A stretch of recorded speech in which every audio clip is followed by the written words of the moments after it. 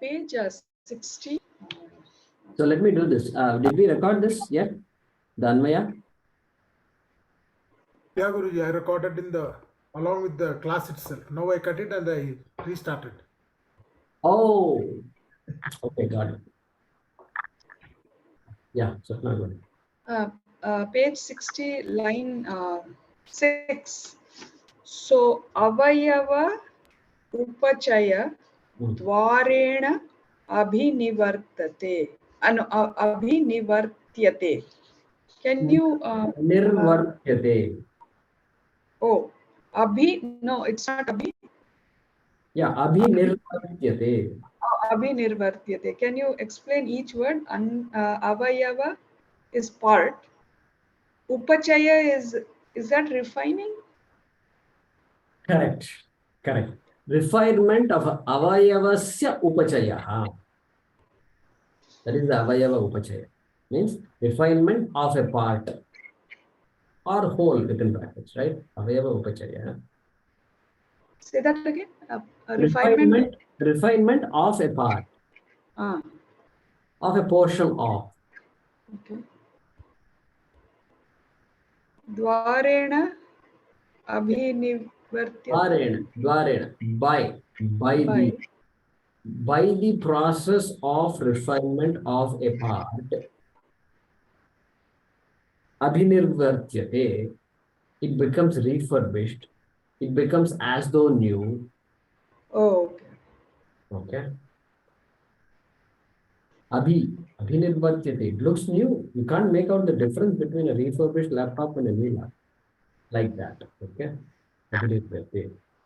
Saha idanim navaha. Now it is new. The guy who did it knows it is new. Okay.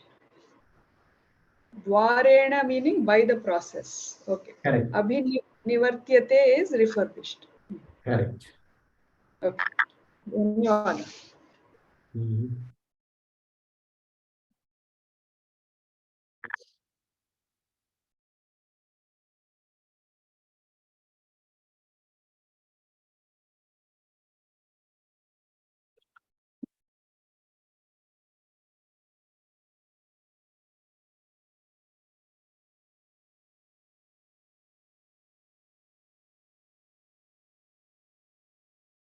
Yeah. Mahesh, go ahead. In the sloka 19 Anvaya, what yaha hanta iti, that is within parenthesis, right?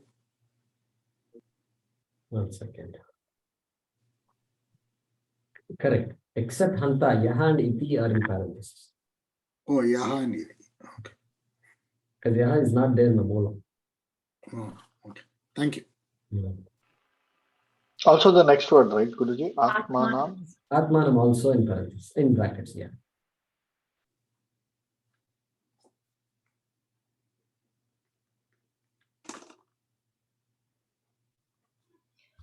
Guruji, Abhinivartanam and Parivartanam are more or less same. Here there is an element of new, and in Parivartanam change, right? Yeah, Parivartanam is general change. Abhinirvartanam can be used for change also. And that abhitaha. Abhitaha is an interesting word he is using. Even though only a part of it you have refurbished, still the whole thing looks new. The newness applies to the whole thing. Abhitaha. Abhi means complete, fully, all sides. Abhitaha means all sides. Literal meaning, abhitaha. So, that's the idea there. Even though only few avayavas were upgraded, were replaced. You replace the CD-ROM, you replace the CD-ROM. What? These days there's no CD-ROM at all. The CD is gone long ago. And somebody gave, Swamiji came for a talk, and then they said, sign up for, if you want Swamiji's recordings.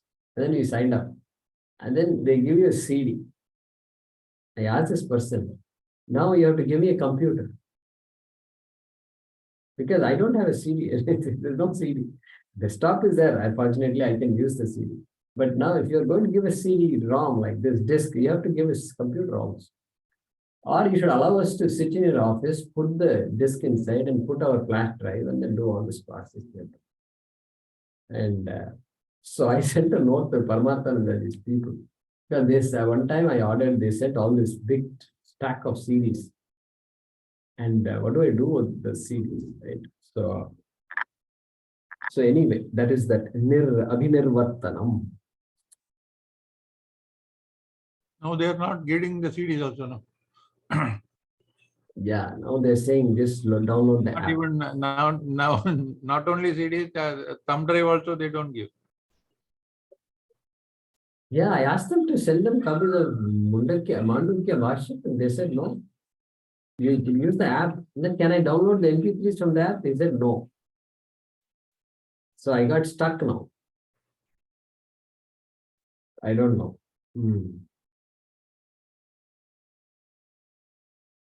Which means, I can't do it on the laptop. I think I have to use a phone to use the app. You have to use the phone only. Huh. The phone only you have to use, not on the thing. Maybe you can download in the phone and try to convert it into laptop with some techniques or some hacking. I don't know. I have not tried it out because I don't subscribe to it. I'll have to try it out now. I'm not subscribed to it. Anyway. And it becomes difficult for people like me to transcribe. Yeah, it's, I don't know. Anyway, we have to learn that new technique, I think. The phone must be there. See, I normally listen to Swamiji's talks on my laptop. And so now that cannot be done, I suppose. Okay. Guruji, one question. Now you said animals don't have kartrutvam, so no new karma gets added, right? Yes, yes. But they might be having deha bhimanam, right? Yes, they do have deha vimana. Limited extent. Limited extent. Very limited. Because you said the root cause for the kartrutvam is deha bhimanam, right? From that only it comes. Correct, correct. So their deha vimana is limited. Limited to whenever there are threats, the deha vimana kicks in. But then you can't say they have abhimana. The peacock can't think. Look at all the other animals. Correct. That is not. I am the national bird of India. What do you think I am? No, such abhimana can't be there. Okay. Okay, so ahankara may not be there, is what you're saying, is it? Because identification with body is there, but maybe not like we have. Identification with body just for procreation purposes. The peacock knows she is a peacock, he is a peacock. And this is my people. So I live with them and I have children with them. That's all. That's all. And then of course, ability to fly and all that is there. That's all instinctual. But they have no idea about any refined idea about the body is not there. Paramathananda always quotes about the dog show. Dog show, correct. Dog show. That comes from Puja Swami. Because that is typical, that's America. Dog show is an American thing. We have to give Americans credit, periodically. So that credit we give to them. And the Swami says, the dog is standing, 1, 2, and 3. 1, 2, and 3. They are all standing. The dogs are all wagging their tail and talking, looking at everything. And they have no idea what's going on. And they are not in competition with the other dog. Frankly, okay, human beings are creating a competition. That's a different. But the dog themselves don't know that they are competing, right? In the process, we may be doing himsa to all these dogs. Sure. So therefore, that the abhimana, that limited, that's why I said limited abhimana, very limited, basic abhimana is there. So this animal birth is for them to exhaust some of their past karmas, just exhaust. Okay, human beings are accumulating also, right? So that's where that birth is where they get rid of maybe a lot of their sanchita one by one, get rid, and then they come into maybe a human birth and then again accumulate. So therefore, we can ask the question, what is the purpose of human birth then? Yeah, we have that possibility of Yeah, getting over. because some people say, there's this, in one Gita class, somebody asked me this question. Oh, so it would have been nice to be born as an animal. Because all these problems are not there, you know. All attending yoga classes, Zoom classes, and then emotional problems, this, that, family problems. So many things are going on, one after the other. Wouldn't it be better to be just born as an animal? That's what the question. Chitra had asked the question. I remember that. So yeah, it appears like that. But then that is just a way of, you ask them if they want to be an animal. Really. They want all kinds of goodies. Okay. We want goodies. And this is just an argument's sake. It's not like they wanted to become an animal. It appears like that's the whole thing. And so the question is, why should we be born as a human being with so much kartrutvam? Kartrutvam full blown, ahankara full blown, complete, to the point of even asking, who am I? That is ultimate. And so, what is the purpose of human birth? If we say, see, if this birth cycle is going to be like this constantly, and next janma also is going to be there, and I may still be born, just because I'm born, at least if somebody says, just because you're born as a human being, next janma onwards is going to be human. That also, Shastram doesn't say all that. That's also ruled out. So therefore, there must be some purpose must be there. And so use that kartrutvam to figure out. Atmajnanam, basically, right? The possibility of Atmajnanam is there only in a human birth. Correct. Not in. Correct. That possibility has to be manifested. We have to make it manifest somehow. That is why they say, always do good, don't hurt others and all that. You know, that is a minimum, you know, not hurting. It's so difficult, it seems, right? But it's so important also. Ahimsa paramodharma. Ahimsa is mastered, then Brahma Vidya is just a cakewalk. Just waiting. Ahimsa is mastered. So, no, I will not. See, we have in our senior citizen homes, there is a board which says, do not pluck flowers. And then everybody is plucking flowers, right in front, standing in front of them. Not only plucking, stealing from others' gardens. So,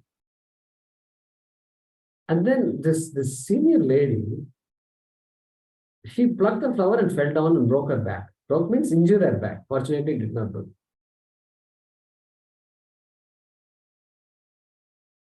And she also likes to argue. So I said, look, really, if you don't, what happens? If you don't pluck flowers like this, then what happens? Your life is ruined, or what's your idea?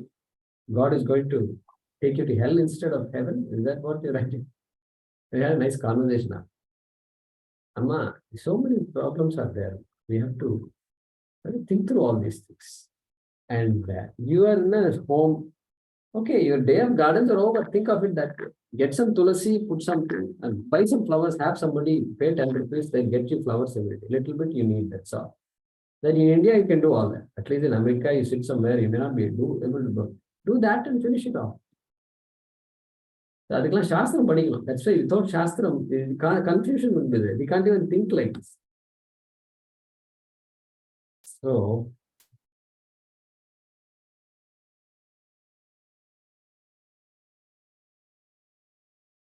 Anyway. Dhanyavad. Good. Yeah, so good point. Vijay is making a good point. Do animals have Dehabhimana or not? Okay, that's a good question. They must have Dehabhimana because they are running away. I go near it, he runs away. That is what? Hey, wait a minute. This Deha is going to get affected. I am going to, he doesn't look, not looking properly at me. So there's enough thought process going on, enough for them to appreciate threats and things like that. The survival instinct to that extent alone, isn't it? Survival instinct. Survival and procreation. No other ego attached. Correct. Correct. Guruji, I don't know how true this story is, but story about Swaminarayan, that Akshardham temple, right? There is some story where they say that he was also an enlightened person, right? So he comes into a village where he's invited, and the village pramukh or the panchayat president says that you should stay inside. Swaminarayan Guruji is always moving around in the place. So he said, here tigers come, so you should stay inside in the night, don't go out. So he says, no problem. I will move around, not a problem. So, but he says, you go inside, you stay inside, I'll be comfortable, don't worry. So he goes and he's watching Swaminarayan because he's worried, tigers are there in this village. So it seems he got into meditation or whatever, sitting outside. Tiger came, and this Pramukh is seeing the tiger coming. The tiger comes and says that it sits next to him peacefully, not doing anything to Swaminarayan. After a while, the tiger just goes away. And after that, it seems the tiger never came into that village also to threaten the villages. I don't know how true this story is, but yeah, he was already in maybe a different state. So the tiger probably, though it's an animal, it also sensed that and probably went. I don't know what the exact this is. But it seems in his presence, everything used to just be very different. I don't remember. I saw that movie. There was a documentary that they had made long ago in Houston. I had seen that movie. But maybe they showed this as part of that. I don't remember now. But it was a nice movie. Very well done. Very well done. Yeah, so these animals, the animals respond to threat. They attack when they are threatened. Any sense of threat, they will respond. And this, I told you, I don't know if I told you, but this tiger cubs were there. And they attack. They're also attacking. They're learning to attack. And the tiger also was attacking. And the tiger attacked. And then this deer stopped and then looked at these tigers like this. What are you doing, like this, instead of running for life. And when the cub started looking, the tiger also just stopped. The tiger didn't know what to do because the tiger knows that you have to attack a running object. This is not a running object. So confusion. That instinct is not, it doesn't apply here. And so both are looking at each other like this. No attack, no defense, nothing is going on. Nicely caught on camera. So I think, yeah, definitely. I can start doing it. That when we sit and meditate and sit quietly, not moving, and even looking at the animal, if you can stay calm,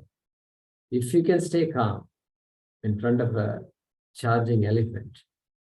The other thing that also I saw, elephant was charging. And this guy says, stop, just stay still. That charging elephant comes to a halt, and this was the whole mud and all the sand just, it's a cloud of the sand there. And then it all settles down and he's doing like this. And then the elephant, after watching this man, goes back its own way. So that psychology is there. I think we should know that, just in case we ever end up with a dogs and street dogs is always a problem. Always a problem. Other day it was chasing me when I was coming in my bicycle. So I was deciding what to do. Should I go fast or should I stop? Because if you stop and stand, then the guy will watch you.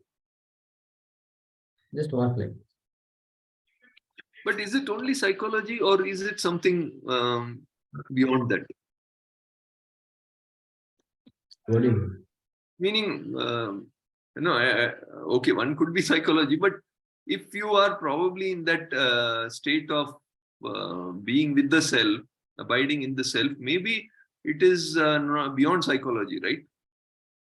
Okay, you are talking about that person's jnanam state, etc. Yeah. I'm talking State, about if you are in that state, maybe you're operating in a different world altogether, probably. a different world, but that does not guarantee that the tiger will not kill this person. Because tiger has no knowledge. Not tiger. But after all, tiger is also Brahman, right? Meaning, I'm not talking about that other story where somebody said, okay, it's Brahman, it will know. But when that person who is in that state of Brahman, he is seeing the tiger not as tiger, probably. I'm saying in that state, he is not seeing the tiger as a tiger. Okay, onlooker is seeing a tiger, but they are operating in a different level altogether, probably. Correct. All that is true. All that is true. But that I hope you're not quoting that as a reason why a tiger will not attack a jnani. Okay, maybe. Think about May I say something? A couple of years ago, Yeah. we have bears here, and a few young girls were sitting and meditating in the ashram, and a big black bear came and watched them.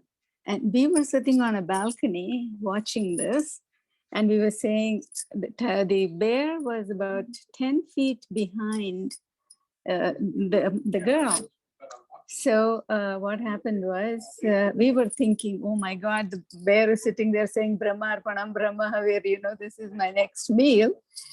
The girl had no clue that the bear was behind her. When she finished her meditation, stretched herself and left, the bear left also. So we can't say what causes these reactions, but we were deathly afraid of that bear. And we were making jokes afterwards about Brahmarpanam, but the girl herself was totally unaware. And the bear came, and for 15 minutes, it just sat there. So we don't know, but with Pramukh Swami, it could be something else. We don't know. the Berarpanam, there heavy, Beravutam, Beraivatena Gantanjam, Berakarnam, Samadhina. We were thinking she might be their mare. That's what they say is the difference between animals and humans, right? Animals act on impulse. Only if they're hungry, they will actually attack their prey.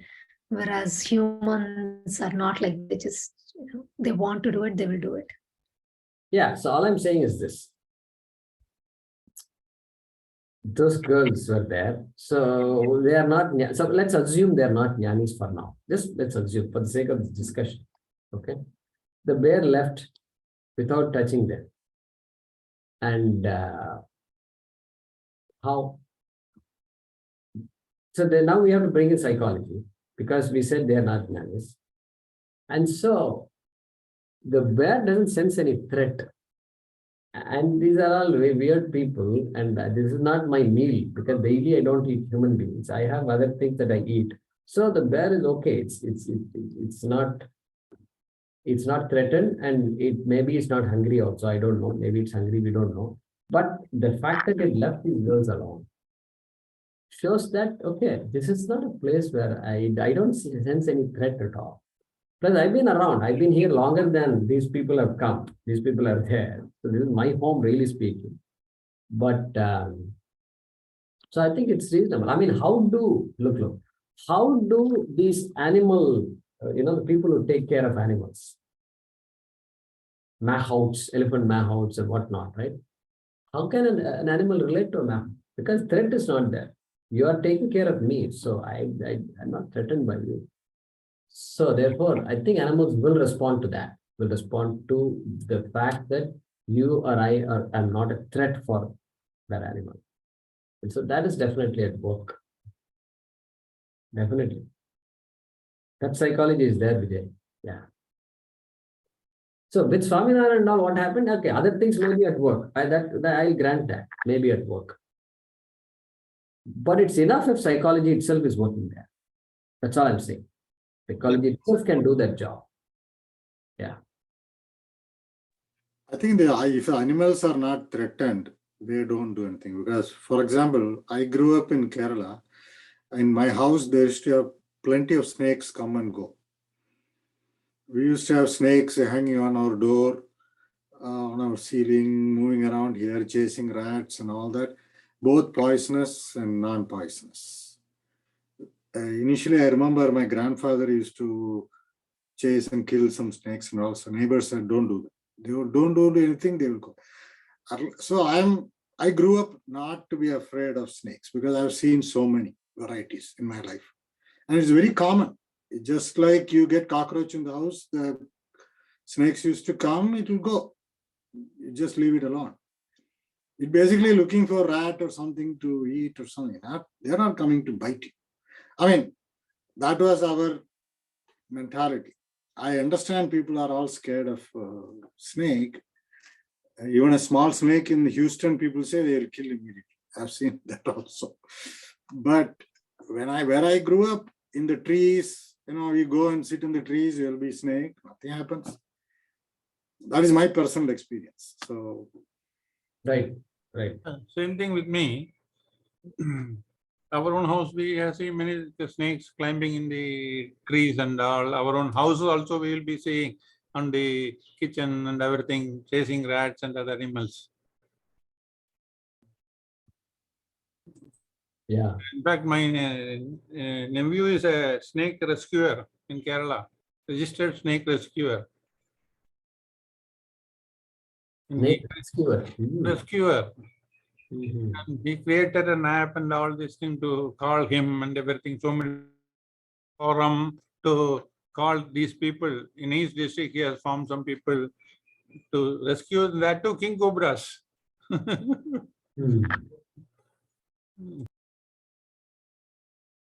Very interesting. So they also say that the fear and like we are afraid.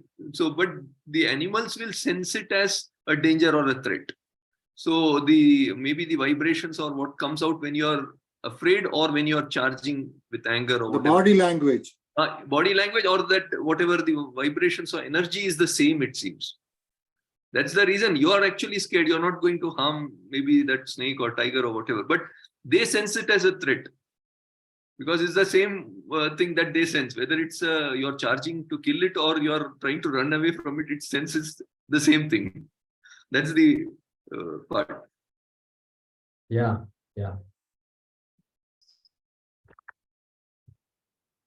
So maybe if you're not scared of it, also probably it won't harm you.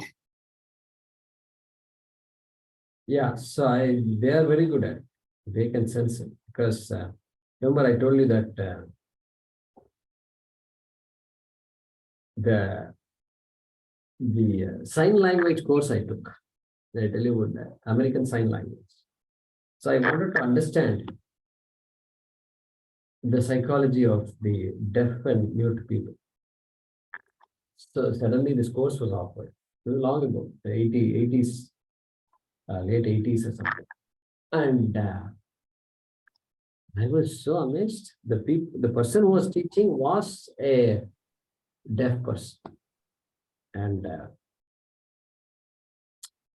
because of that, because they can't hear properly, their eyesight is so, they use the sight so effectively, such a point that they can see our emotions, facial expression, some smirk. Like that, they will immediately say, "You don't like what I said, did you?" And not only that, that side vision. The side vision is so good. Their vision is literally this, that person's vision is so. He told me that.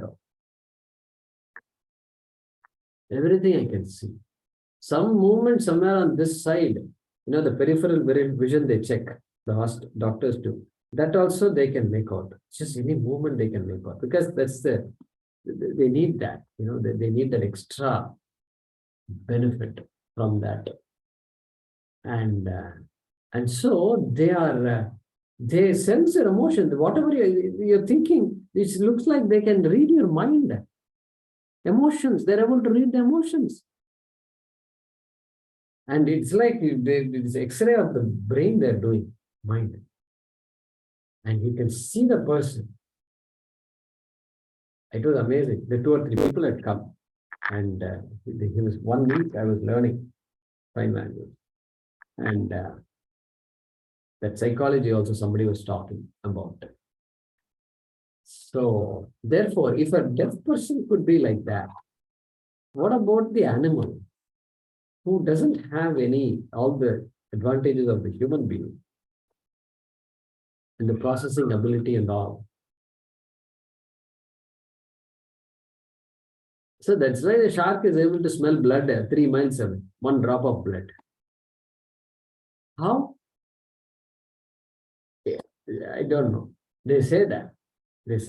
Now, one of the sense organ, God has given it to be the very prominent. Like shark is a smell, some animals is vision, like eagles. Miles away, a small rat on the ground, it can see. Right? The vision. So every animal has got one sense organ, which is many, many times more powerful than human beings. Or a dog smelling, say for example, in the US, we used to drug smelling dogs or weapons with this thing. All those things, it's very amazing. The Department of Agriculture, when you land in, they bring the dog to see you have brought any food from India, fruits from India.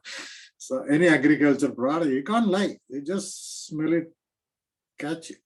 I mean, at a minimum, it's an embarrassment for you. Yeah. So it's a very, very strong. So every animal has got some sensor, one sensor extremely powerful. Or some of them I like hearing. For example, bats, all hearing. Yeah.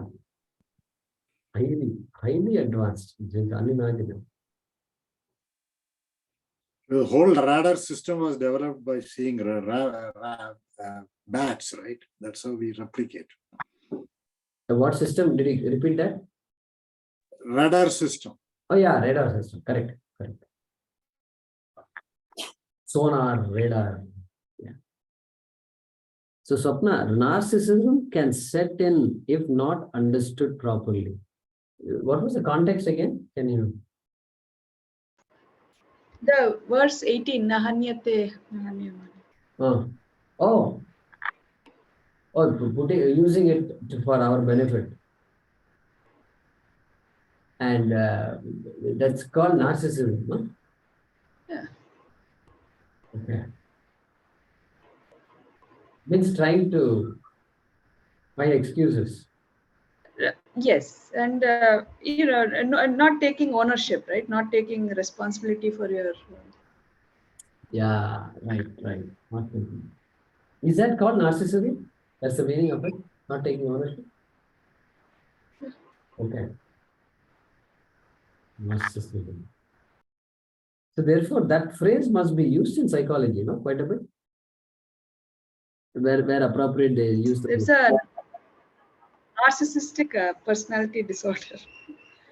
Some people are prone to that kind of personality where they have this sense of superiority. I don't know, I'm using that word loosely, but I'm always right, and I can do whatever.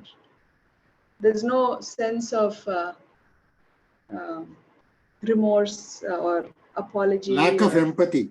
Lack Lack of empathy, yes, and yeah, ownership, right? When you're right. Selfishness and entitlement. That's how. Total criminal mind. Sense of entitlement. You said it right, yes. Entitlement, yeah. Yeah, Swapna has a master's in social work. So we have studied these things formally. Narcissism. So entitlement, lack of accountability, all these things go together. One big nice bundle. That's so nice, No responsibility. Taking no responsibility. Do whatever you want. Demand stuff from others. Our latest political man is Arvind. So I wanted to share this actually in person, but I can share it now. Recently, a very close relative of mine, she's known for not being kind, and but she's up in age, and I was amazed. And she's told me this twice, and she said, "No, in this birth, I have not done any papa." And I think I did papa in the last birth, so I had to go through some troubling things. But I have not hurt one human being. I have not done this. I have not done that. I have done no papa. I have only given. It was bittersweet at the same time, because I know, all the actions that she has done, but yet she is able to keep that away from her, and she has this delusion that she has been such a great person. So there is a lot of I don't know, it was amazing that one can think like that. So anyway, just wanted to share that. Yeah. One has to do nididhyasana on that to understand what she said. So that shows lack of basic self-awareness itself. Yes, definitely. I hurt you, I'm sorry. That means that person probably will not say sorry that many times. She's not used to saying sorry because she's not aware she's already doing good. I'm always a do-gooder. Therefore, I don't have to say sorry. I will never do anything wrong. Yeah. They say the consciousness is not awake, or it gets dead after some time. Okay. Okay, good. So we will pause with that.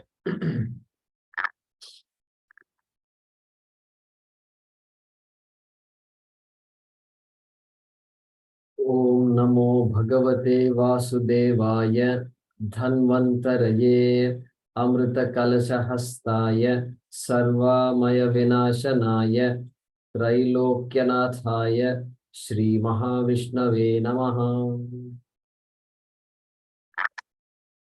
Thank you.